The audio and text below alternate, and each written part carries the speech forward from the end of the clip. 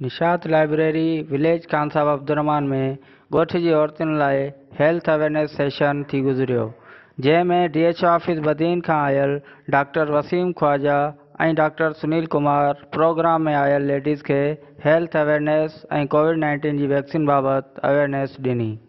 जॾहिं त उन मौक़े ते doctor Waseem Khawaja library team सां पंहिंजा ख़्याल कुझु हिन रीति वंडिया। तव्हां सां जेको गुफ़्तगू कई ॾाढी ख़ुशी थी। ॿ हाल तव्हांजा ऐं हिते इन क़िस्म जा जेके किताब पियल आहिनि इन जो असां जेको जाइज़ो वरितो आहे ऐं तव्हांजो हिकिड़ो जेको कमु करण जो हिकिड़ो जज़्बो जेको आहे इनखे आउं माना एप्रीशिएट कयां थो, साराह कयां थो।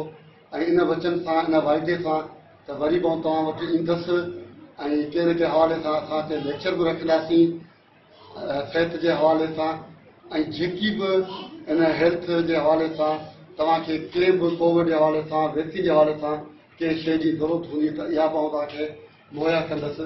पर वरी बि तव्हांखे हिकु दफ़ो इहा ई ॻाल्हि चवां पियो त तव्हांजो जेको स्टाफ आहे, तव्हांजो जेकी सॼी हिकिड़ी टीम आहे, तमामु क़ाबिल, तमामु हिकिड़ी सुठी टीम आहे ऐं तव्हांजो सेटअप जेको हिते तव्हां रखियो आहे त मूंखे यकीन ई न पियो अचे त हिकु माना बदीन जो को इलाइक़ो आहे, हे लवारी शरीफ़ जो इलाइक़ो आहे। छा आउं ॾिसां पियो त आउं त हैदराबाद या कराची जे वॾे इंस्टीट्यूट में वेठो आहियां ऐं सभु पढ़ियल लिखियल अधूं जेके आहिनि न्याणियूं छोकिरियूं आहिनि जंहिंजो इहो ई जज़्बो आहे जेका वाइदो करे अचनि पियूं, जेके बि असांजा ॿाराड़ी जा आहिनि, असांजा माइट आहिनि, असांजी आवाम आहे, उनजे लाइ कमु कंदासीं। त वरी बि आउं इहो लफ़्ज़ चवंदुसि त तमामु बहितरीनु क़िस्म जो जेको आहे तव्हांजी तनख़्वाह मां एप्रीशिएट कयां।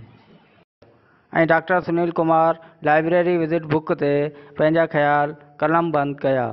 उन मौक़े ते मोहतरम इमदाद मेमण, निशात लाइब्रेरी जी टीम ऐं ॻोठ जी शागिर्दियाणियुनि ऐं औरतुनि वॾे अंग में शिरकत कई।